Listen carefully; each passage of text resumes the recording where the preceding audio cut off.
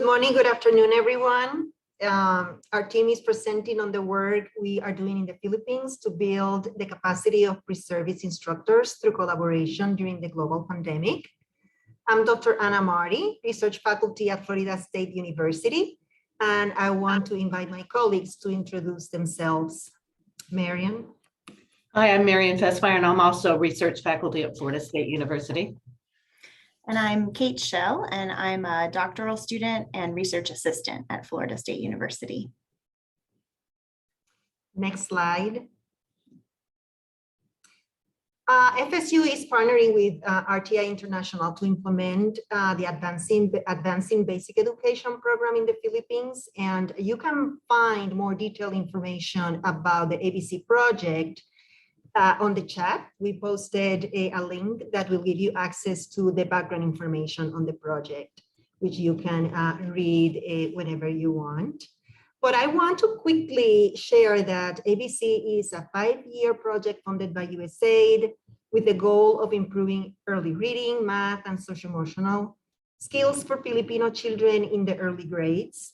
And our focus, FSU focus on ABC Plus, is to strengthen the capacity of the faculty appointed at the colleges of education of 2 local universities, Bicol University and West Visayas State University. And our work is centered on the development of early literacy modules to use in related courses at both universities.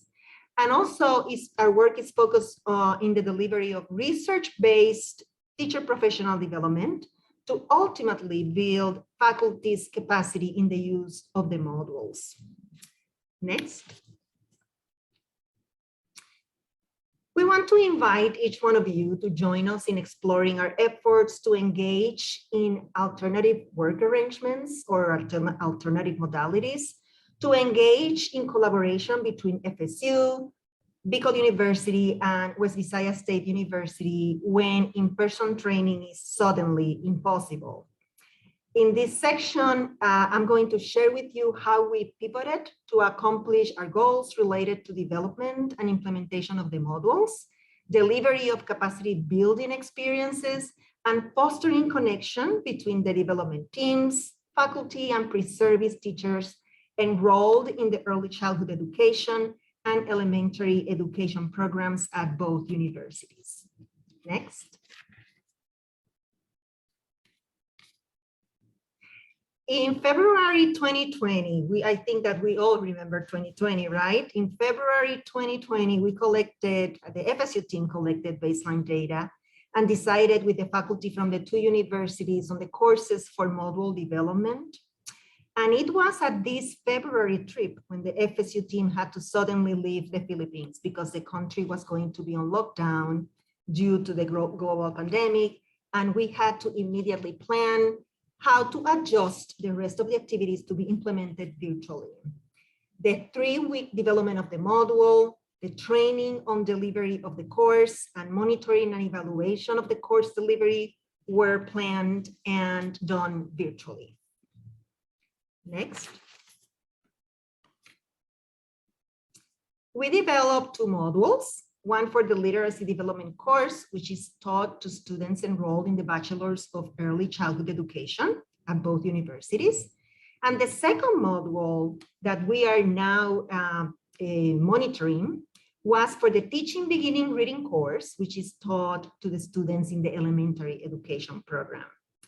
The development team consisted of over 14 to 15 instructors, 5 to 6 from Bicol University and 9 to 10 from West Visayas. They were all female, and only 2 of the members of the development team have their doctorate degrees. And interestingly, most of the instructors obtained their academic credentials from the universities where they are currently working, and slightly less than half of the development team has no experience as kindergarten teachers. Next. Before embarking on module development with the development team from Bicol University and West Visayas State University, our team provided a 5-day training to the faculty to introduce them to the process of model development and identify evidence-based strategies for literacy instruction. In the training, we shared the module outline that we had developed and provided the instructors with the opportunity to make changes to it to ensure developing a module that could better speak to the Filipino Preservice teachers. Also, the faculty from the universities decided on the module format and had opportunities to collaborate with their colleagues. Next slide. For module development, we use different platforms and schedule the work at times convenient for the Filipino faculty. For example, we delivered the online live training sessions on Zoom. These 4-hour sessions started at 8 a.m. Philippines time, which for us was the day before at 8 p.m. Eastern time. And we have one of our colleagues who lives in Central time, so it was an hour prior, 7 p.m. the day before. So it was a 5-day training, 4 hours a day at 8 a.m. Philippines time. And after the sessions, the faculty continued working and completed self-paced asynchronous follow-up activities, which they uploaded into Google Classroom. Facebook Messenger and emails were used for communication and coordination purposes, although Facebook Messenger was the preferred way of communication. Next slide. The faculty at each institution worked in teams. Each team received a draft module outline and was assigned 1 or more chapters to develop with the mentorship of a member of our team. In some instances, the teams were able to meet in person at the university, but in other occasions, they collaborated remotely from each one of their houses. The process was iterative, with the faculty team submitting daily versions of the chapters using Google Classroom, and our team providing daily feedback. The FSU team engaged in daily video calls with the faculty teams to provide feedback, clarify misunderstandings, and discuss changes to the drafts. As part of the process, the development teams at Bicol University and West Visayas State University exchanged their drafts to receive feedback from their peers. This plan allowed us to integrate all the faculty to let them take part in the development of the module, receive ongoing feedback from the FSU team, and collaborate with each other. Next slide. The Bicol University and West Visayas State University received target capacity building on how to develop the module. They were also trained on evidence-based instructional strategies for literacy and on how to deliver the courses using the modules. Now, I would like to invite you to reflect on the question that we have posted on this slide. What implicit learning do you think happened during the training and during the development of the module, if you would like to think about that also? I'm going to give you a few seconds to think about any potential answers to this question, and please enter them into the chat. I'll give you a few seconds.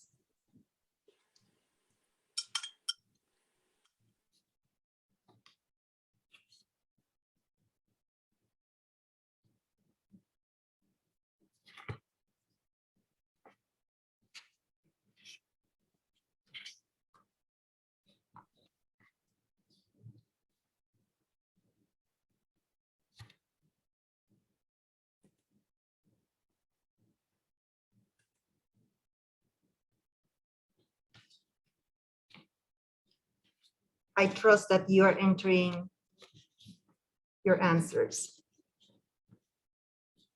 Someone responded how to deliver training online. Yes, was one of the implicit learning, how to use the platforms. That was pivotal because some of the faculty didn't know how to use the platforms. So we had to give some tutorials, and also other faculty who were more versed in using the platforms assisted those who needed more training. Something else? How to engage students while online. And in fact, we integrated we adapted the activities in the modules so they could be implemented in person instruction and in-person instruction and also remotely. Best practices on delivery, but also cognitive development of the age group. Actually, the first chapter of the module has a section on development, in child development, cognitive development of kindergarten students. I'm going to give you 10 more seconds.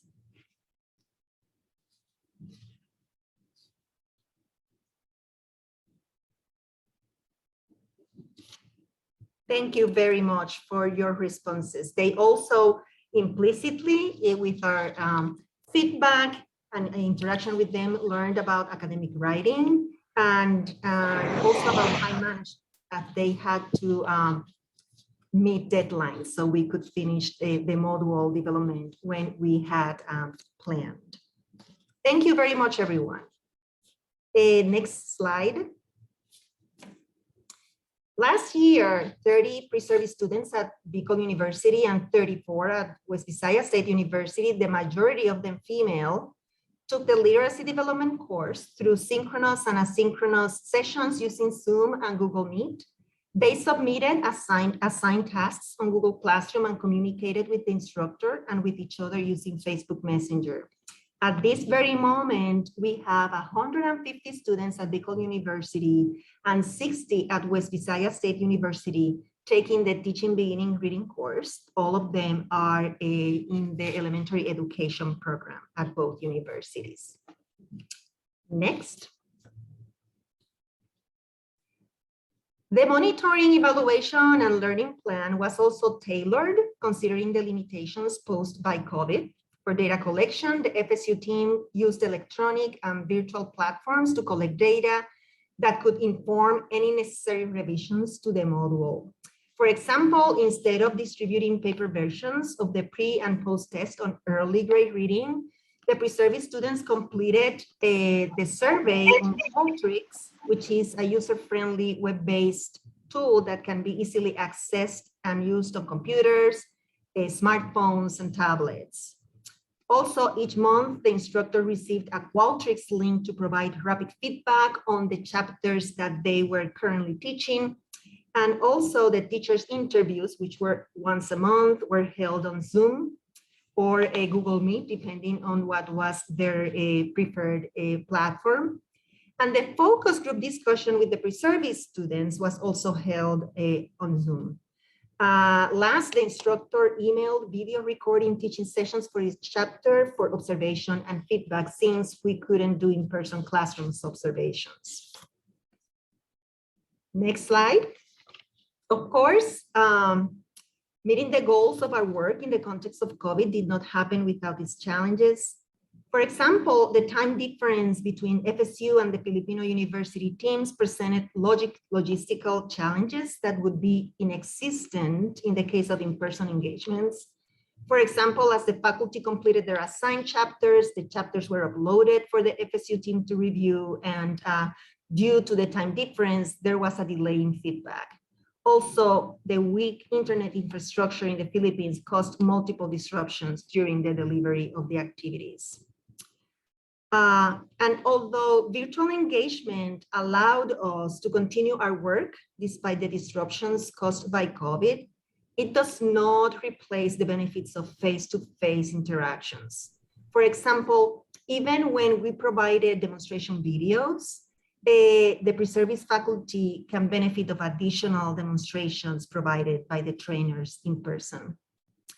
We also had devised a plan to bring with us textbooks and resources to use with the faculty for module development when the plan was to deliver it in person. This could not happen, obviously, although a few months ago, we were able to ship several boxes with textbooks for the faculty to use as reference and to enrich the colleges of education resource rooms.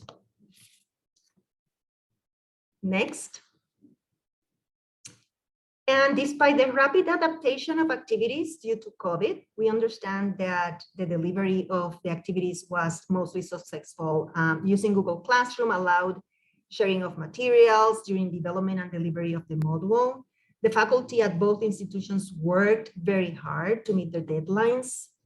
And regardless of all the challenges experienced in the Philippines and in the world in 2020 and 2021, the literacy development module was implemented at both universities. The monitoring, evaluation, and learning plan was executed, and the data was collected. And at this very moment, the teaching beginning reading module is being implemented at both universities, and we are monitoring, evaluating, and learning from the data that we are collecting.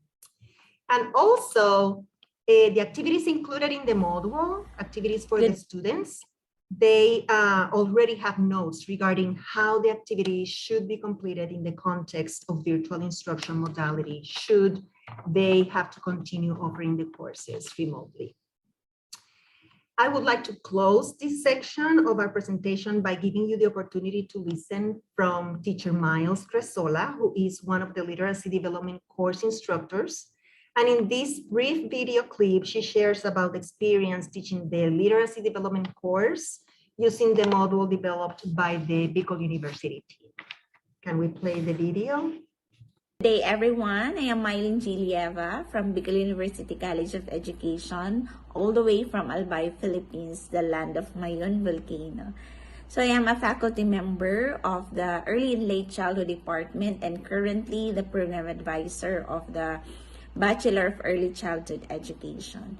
So I experienced handling the literacy development course last school year 2020-2021 for the first semester. So it was the start also of the pandemic time wherein we experienced the different learning modality. And I would like to share my experiences with you in handling the course. When it comes to our feedback session, I was able to discover that the students really like the idea of conducting demo teaching and micro-teaching activities. They considered those things as best practice in the course because those help them apply the different instructional strategies that are really important in their preparation for their internship. So I also found out that they find the module easy to understand, noting that the language use was clear, and of course the usefulness of the features like the section for the strategies for teaching in multilingual environments, specifically how to teach that in the context of Bicol or Bicolano environment. So it was really a great experience on the part of the learners. Thank you very much, everyone. And I would like to invite my colleague, Dr. Miriam Fesmeyer, to continue the presentation. A part of our module development include aligning the pre-service and in-service content.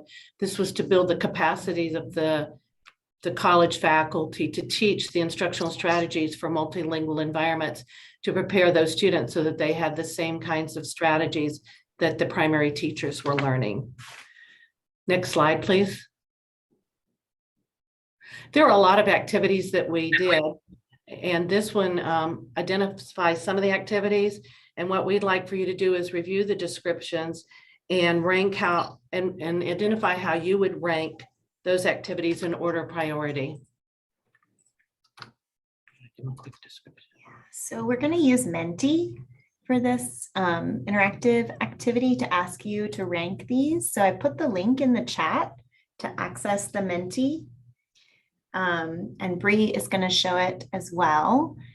So it's going to show you these 5 different activities related to aligning in-service and pre-service training. And so we want you to decide what order you would rank them in. So you should be able to, in the little drop-down box, to see each one and place them in order from top to bottom. And then once you've done that, if you change your mind, you can also hover over the little dots and click and drag them to rearrange them. So we'll give you a moment of silence to read these and decide how you would rank their importance.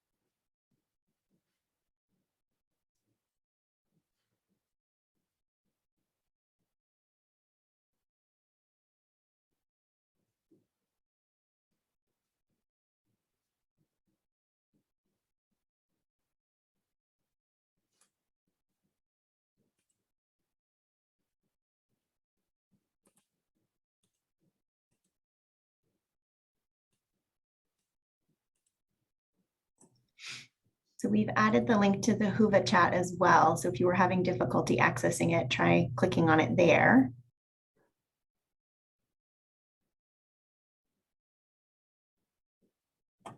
Looks like we've got some responses coming in, but we'll give you another 30 seconds. Maybe since I just got a chance to add it to the Whova chat.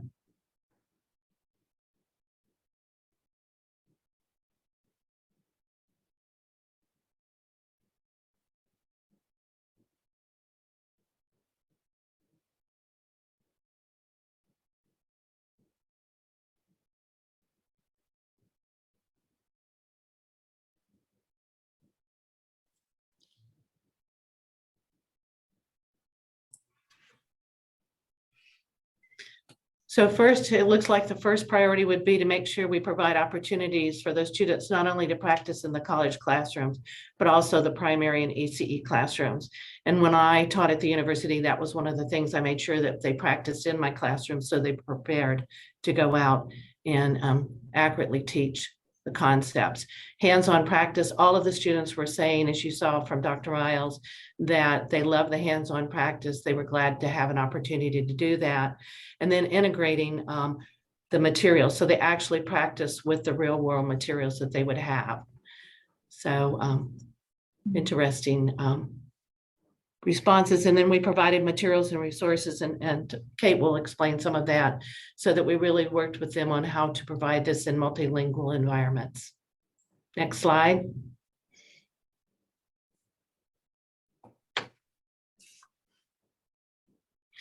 So some of the strategies that we used were reviewing the national curriculum standards and the materials and resources for ECE, for primary, for pre-service, and we looked at the 3 languages that are taught, the mother tongue, either Bicol or Hiligaynon, and Filipino and English. We also looked at all of the ongoing in-service training. There's some in the Philippines, there's some online in-service training. We also worked very closely with the ABC team to make sure that we integrated some of the training they were using, and then engaged in those activities and made sure that we had the pre-service and in-service aligned. So a lot of conversations, a lot of interactions, a lot of sharing between our team and ABC. Next slide. So as Dr. Anna said, there were 2 modules developed, teaching reading in early grades, and then an ECE module. And both modules included practice with the materials, related materials, and also the in-service training from ABC. And again, emphasis on multilingual environments. Prior to this, they had 1 module on multilingual environment teaching, but it was general strategy. So these were specific to literacy. Next slide. And so for each of the components, we had a set structure and outline. And we use the same structure and outline that the teachers use in their classrooms. We absorbed in the baseline data teachers teaching, and they had an outline for the way they presented concepts. So here's an example from chapter 4 in the phonics. Phonics and word recognition, just an introduction to it. What is it? And then the next one is, why are phonics and word recognition important? How are they taught? And we looked not only at the 3 different languages, we provided information on the grade levels, we looked at the curriculum standards, and we also included multilingual strategies and strategies for inclusion. And then we included on how phonological awareness and word recognition are assessed. We taught formative and summative strategies for them, and then a summary. So every chapter or every section on the 5 components of reading plus writing had this same structure. Next slide. So how is phonics taught? Here's an example of what we did. Again, we integrated the outcomes for grades 1 through 3 in the primary text. We talked about the developmental stages. So for phonics, it would be beginning with the most frequent letter sounds, reading decodable text, and when they're ready, level text and other reading materials. And then we taught strategies or presented strategies for teaching phonics in a multilingual environment, so that they looked at the materials and resources. Mother tongue is taught to grade 3, Filipino begins middle of grade 1, and English in grade 2. And looking at the different ways you would teach and the different strategies. And some of the things we had were the alphabet charts for the different languages. We also had them make charts of the words in the 3 languages for the older students. And we started with the cognates, for example, words that sound the same and look the same. So radio is one that's RADIO in English and RADYO in mother tongue. So a lot of multilingual strategies, working with the primary teacher's guide, the student book, read alouds, leveled reader, all the different materials they had practice in, and also how to differentiate instruction. Next slide. So some of the hands-on activities were practice lessons from the primary text. Again, practice those multilingual strategies across mother tongue, Filipino, and English. We didn't always give them the answers or give them the information. We used guided questions to have them look through the materials and find the answers, videos of classroom instruction, and case studies. We would give them case study of a student, a classroom, or a group of students, and what skills were to be taught. And then we would discuss the students. For example, some students might not speak the language of instruction. And we also used the recorded videos, but we also found in observing the classes that they needed audios of the sounds for the different languages because they weren't quite firm on some of the sounds and how to say them across the languages. And at the end of each section, there was an assessment of the pre-service teachers' learning, so we could begin to see what they understood, what needed clarification, what needed revision, and then time for reflection. Next slide. So the lessons learned, it was very important from the beginning to have developed shared goals and outcomes with the ABC team, so we were all on the same page. Ongoing sharing of materials, resources, and the content across pre-service and in-service training, and then integrating that in-service training in the context of the multilingual environment that they have in the Philippines. And I can't emphasize enough development of draft modules. And Dr. Anna talked about all the data we collected while they were developing the modules and using the modules. And we use that information to revise the modules, to clarify, to explain, look at what didn't work. And so that was really important. And now they will have 2 modules that have been revised that they'll be able to use for teaching. And I will invite Kate to present next. Shift this around. So I'm going to talk about 2 things, but first I'm going to talk about how we use technology to overcome some of the challenges that were faced in the project, and particularly to integrate active learning and promote sustainable change. So next slide, Bree. So we know it's really important in pre-service teacher education to connect theory and practice through active learning and providing opportunities for pre-service teachers to enact the strategies that they're learning. They need to receive feedback and kind of develop the ability to reflect on their own teaching practice. So some of the key activities in the module, like Marian was talking about, involve developing and practicing using lesson plans, observing other experienced teachers, and reflecting on what they've observed, and collaborating with their co-students. But in the ever-changing constraints and challenges that COVID brought about with virtual learning, and particularly in the Philippines, they had some pretty restrictive community quarantine conditions that came and went, unstable internet. It was very difficult to integrate and maintain this kind of active hands-on learning. So we wanted to talk about some of the ways that we tried to make the modules flexible so that they could be adapted to these circumstances and also other kind of unpredictable circumstances that might arise in the future. So I'll provide some examples of that on the next slide. So we had to find ways to build flexibility into the module design, particularly for the activities that required collaborative group work, classroom observation, or hands-on practice with children. So they could really be responsive modules to whatever the current challenges are. So one of the kind of key activities that we encourage with pre-service teachers is micro-teaching. And micro-teaching is an approach that allows teachers to practice a single individual strategy kind of in isolation as a precursor to then incorporating it into a larger lesson plan. And typically they might be doing micro teaching in a classroom with students, but that wasn't possible in the context of the pandemic. And so what the pre-service teachers did is they filmed their micro teaching, they videotaped themselves teaching oftentimes children from their household or from their neighborhood as their students. And when that wasn't possible, they would connect with other pre-service teachers on a video call, and they would role play as the students, and they could film their micro teaching activities that way.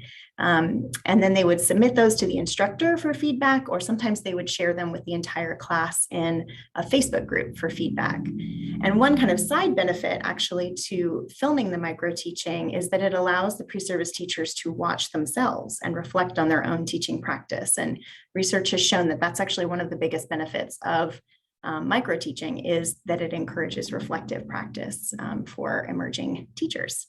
So one of the other kind of key activities in the modules is observing experienced teachers enacting the literacy instruction strategies. And of course, it wasn't possible for the pre-service teachers in this context to be in the classroom with teachers, and there aren't actually in-person classes happening yet in most of the Philippines. But we were able to provide a lot of videos of teachers enacting the different strategies that the pre-service teachers could watch, observe, and then we would provide questions in the module to guide their reflections, and then class discussions around what they saw in the videos. And one thing that came out of this is that the pre-service teachers really appreciated the videos. We saw in the data that we collected that instructors said that those pre-service students who were able to view the videos understood the concepts really well and were able to kind of integrate what they were learning. But they really would prefer to have videos that were locally made. So that's something that we would really like to see going forward, is that the pre-service institutions could collaborate with the local schools and in-service teachers to film locally made videos with experienced in-service teachers and Filipino children in the local languages of instruction. And one last example I wanted to give is that one key aspect of the modules is about the home literacy environment. And so some of the activities in the module are to help pre-service teachers, to prepare them to interact with parents, to support and encourage home literacy activities. And so the way that that was adapted in the context of the pandemic is that though they couldn't interact directly with parents, the pre-service teachers were invited to make resources, materials, videos that they could post and share on Facebook to promote home literacy activities and practices that parents could use. This is actually a really appropriate adaptation for the Philippines, because Facebook is very widely used in the Philippines and might even, without the context of the pandemic, be a better way in many cases to connect with parents. Next slide, Bree. So I wanted to talk about one other adaptation that we made. So in order to engage the pre-service teachers in all of these different hands-on activities, they needed access to a lot of different resources, to videos, to guides, all different kinds of things that we were pulling from different sources. And we found that including links to all of these different resources in the module had a lot of pitfalls. The links would become broken over time. Some resources are not available outside the country that they're produced in. The links don't work in other countries. And so we decided to develop this online literacy resource repository that would be kind of a one-stop shop for all the resources that the pre-service teachers would need throughout the course that they would need to engage with. And it has a lot of other resources as well that aren't required for the course, but will contribute to their learning. So we used Google Sites to develop this, which is a great tool because it's really easy to use. And you can collaborate with other people. So it's something that the faculty at the universities can own. They can continue to upload other resources here to share with the pre-service students. Whereas resources that are made available to them on the learning resource management systems, those resources might not be available to them later after they graduate. This is a website that's freely accessible that they will be able to continue accessing once they're in the classroom. So these resources will continue to be available to them. And it was free to use and develop this site. So it's very, very sustainable in that way. It's not something that has to be paid for. So the materials are organized by topic here, and those topics kind of roughly correspond to the chapters in the modules. So they're quite easy for students to find and access. And it's also a site that works really well on mobile phone or a laptop, which is important because most of the students are accessing materials using a mobile phone. So on the next slide, I'll just show you one example of what one of the topic pages looks like. So this is the page for book and print knowledge. So here they'll find teaching demonstration videos, explainer videos, guides, articles about book and print knowledge, assessment tools that they can use with students once they're in the classroom, and other resources. And then we're also able to include here a lot of other resources that were developed in the other parts of the ABC Plus project that will be valuable to them once they're in the classroom. Next slide. All right, so we want to stop here. We've shared some of the adaptations that we made in our project, but we would really like to learn from your experiences as well. So how have you built flexibility into the design of your training plans to maintain active engagement and hands-on practice, even as the needs and challenges constantly change in the context of COVID? So we'll use the chat for this. We'll give you a minute to think, and then we would love to hear what you've been able to do. I know we've had some good questions around what apps and platforms might be helpful for this. So if there are particular apps you've used in your projects that you'd like to share, we would love to hear about that.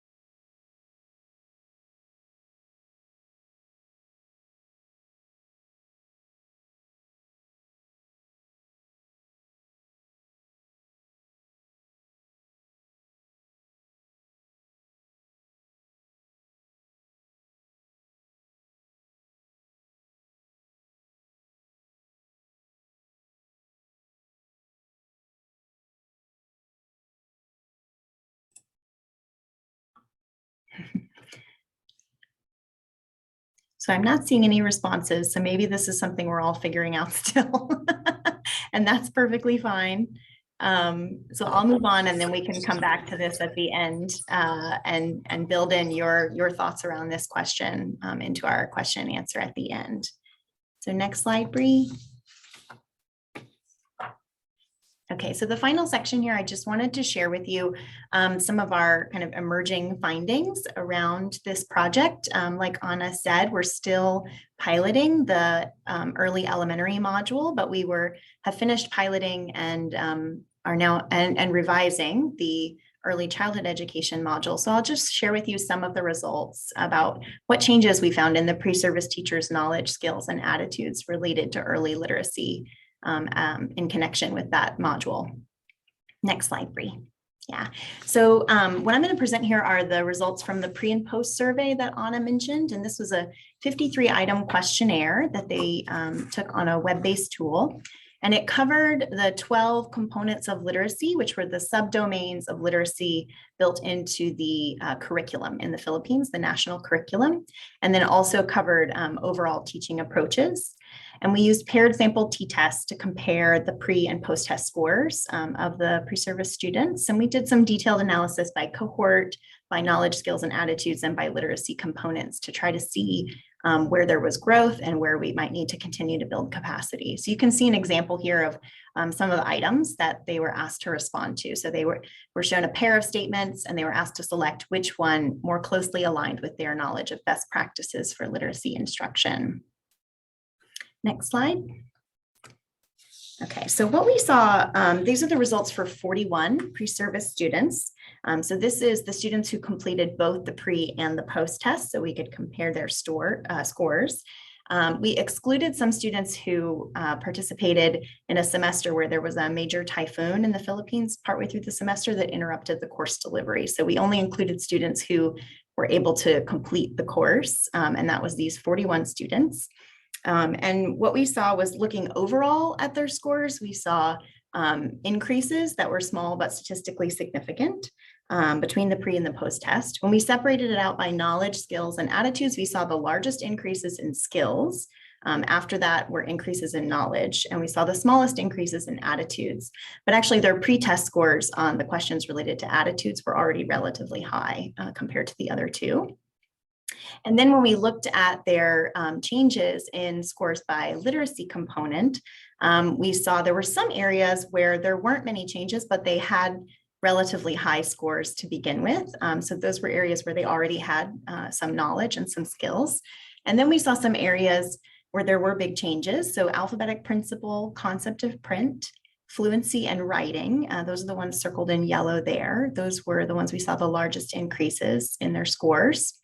And then we noted some areas where there were not big changes and where they still had relatively low scores at the post-test. So assessment, reading comprehension, vocabulary, and we included writing there because even though we saw some increases, their post-test scores on writing were still relatively low. So those are the areas we identified that we really need to continue to look for ways to improve the module, perhaps to make it more effective for the pre-service teachers, and also to build capacity with the instructors at the universities. And interestingly, we heard from our colleagues who are involved in the in-service training that's connected to the ABC Plus project, that these are the same areas where they are seeing the greatest need for capacity development in the in-service teachers as well. So there's perhaps more opportunity for collaboration between the in-service and the pre-service training components of the project there. Next slide, Bree. So just some final reflections on what we saw from the monitoring, evaluation, and learning that we did. We collected a lot of qualitative data as well, interviewing instructors, focus groups of pre-service students. So these are some of the things that came out of that data. Despite the challenges of COVID, the pre-service students found the course to be rigorous in comparison to their other courses, but very engaging. And specifically, they said that the emphasis on hands-on practical activities like the video observations and the micro teaching, the practice teaching, that those were the most engaging parts of the course. And we think that those are probably the parts that contributed to that growth in skills that we saw. You know, skills was the largest growth area. We noted that we need to continue to build capacity among instructors, like we said, particularly around assessment, reading comprehension, vocabulary, and writing. We also decided to redesign somewhat the pre and the post-test for monitoring this second course that's being piloted right now to increase the difficulty, because we saw in some areas with the other course, the pre-test scores were already relatively high. So we want to be able to capture any growth there. So we decided to alter that a little bit. And then we're also encouraging the instructors to increase the practical hands-on activities and engagement with primary learning materials, perhaps using the literacy resource repository in their other course modules. And some of the instructors who were teaching the courses in their pilot implementation said that they're really motivated to do this. They saw a difference in how engaged the students were in these particular modules. And so they're motivated to now redesign the other courses that they teach to make them more hands-on, more practical, and more engaging, which is very encouraging to see. So that is the end of our presentation. And now we have some time, I think, so we can engage in some discussion around these issues. I know we have some questions in the chat, which we're happy to respond to. Please continue to put questions in the chat. And we have some questions here for discussion that we would love to hear your insights on as well from your experiences. Anna, do you want me to pull out some questions from the chat and then you, Marian, or I can respond to them? Yes, you can do that. I already noticed that there's a question on challenges, the challenges that that the instructors reported. And I would like to also share some of the challenges that the student teachers, the Preservice teachers reported. Remember that we are still collecting data, we are still monitoring the second module. So the challenges that we found are from the literacy development module, which was taught in 2020 and in January of 2021.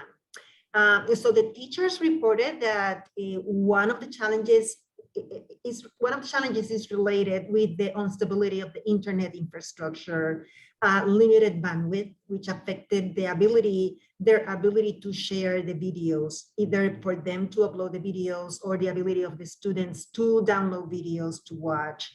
So the teachers found, the instructors found themselves being more selective in terms of the videos that they would assign because of that limitation. They had to select videos that were smaller.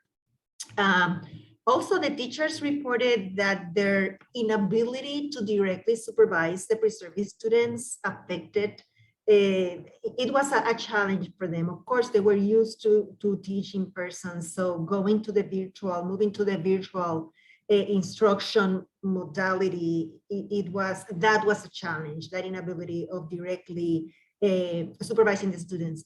The students also reported the issues with the internet, interruptions with the internet, but they mentioned that one of the challenges that they had, actually 95% of the respondents, they mentioned that the most common challenge was interruptions at home.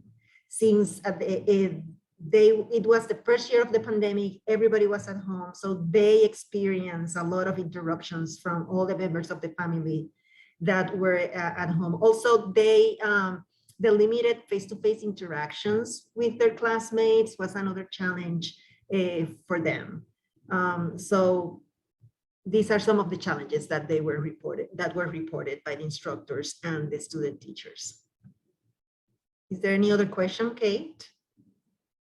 Well, just to add on to that, one other thing with the instability of the internet, one thing that I think is useful is to, so not all the pre-service students have been able to join the synchronous class sessions because of internet issues. But the way it works in the Philippines is that most people have some internet sometimes, but they don't have the internet all of the time. So the instructors have been recording those synchronous sessions and posting them. So students who aren't able to join synchronously can watch those sessions later when they do have internet. So I think that's one. I think that's one way to make things, to kind of make things adaptable for internet instability, is just to make sure everything is recorded and made available for people to access when they have access to the internet. I know even the instructors were at times, logging on to download things at like 1 a.m. because that was when they had the best internet connectivity. So just making sure that things are available to people that way. Zaida has a question, Anna, about sustainability and whether the activity or program was picked up by a local organization. But the sustainability was really built into the partnership, right? Yeah, and I just shared an answer to that question because the project is still active, but the modules will continue being used by the universities, by the faculty. And also they have shared with us that with the knowledge and skills that they acquired while developing these modules, they want to improve existing ones and also develop new ones. So I think that this is the power of implementing and engaging with higher university institutions, because in itself, working with higher education institutions ensures a high level of sustainability. So yeah, sustainability will happen the way that I just explained. Well, and to add to that, the Department of Ed staff were invited to the module development orientation and some of the training, and some of the people from DepEd did attend those trainings. Yeah, there's often a lack of connection, but in the Philippines, and I think in other countries as well, between the in-service teachers and the pre-service training institutions. At least in the Philippines, they're under two different kind of governmental agencies. Higher ed is totally separate from K-12. So that was, I think, a really good outcome of the project, was that increased collaboration between Department of Education teachers and the pre-service instructors, and building relationships there so that they can share resources with one another. And going back to sustainability, Kate, the electronic repository that we developed for the course that is open, is free, and is going to be for them, is not restricted to Florida State University. It's a Google site, so they can continue adding resources as they understand fit. as part of the training that we gave to the faculty is to select how to identify evidence-based articles. So we hope that they can use that knowledge as they enrich the electronic repository with new materials. Yeah, and that repository was also shared with the in-service teachers who were involved in the professional development related to ABC Plus. They asked if they could make that available to them as well. So there's another point of connection there that they're using the same resources, which is great. Tanya, your question about measurement, we haven't measured the increase in those connections, but I was just referring to what we have been told by the instructors and what we observed happening in those workshops and trainings. But we haven't figured out a way to measure that, but that would be a really interesting thing to look at. And I really appreciated Zaida's question earlier about, determining whether or not the activity or program was successful, and how we can look at that, because that's something I'm really interested in looking at, is following some of these pre-service teachers into their practicum once they're in the classroom and their internship, and perhaps even beyond that, because I would really like to see which of these strategies they're able to enact in the classroom, because I think that would give us a lot of really useful information about how to improve the pre-service modules and the pre-service education, so that this information is usable knowledge for them that they can really put into practice in the classroom to help children learn to read and write. And the question about extending to the early childhood, the videos you saw that the students prepared for parents were in the early childhood course. So those were activities that parents could conduct at home.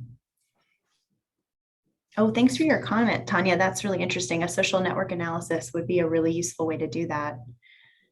I'm going to look into that. So we need to close the room. Thank you very much. We appreciate it. We are at Florida State University Learning Systems Institute. You can find us also, almost all of us, on LinkedIn. So very good luck on your projects. Thank you, everyone. Thank you for coming. Bye.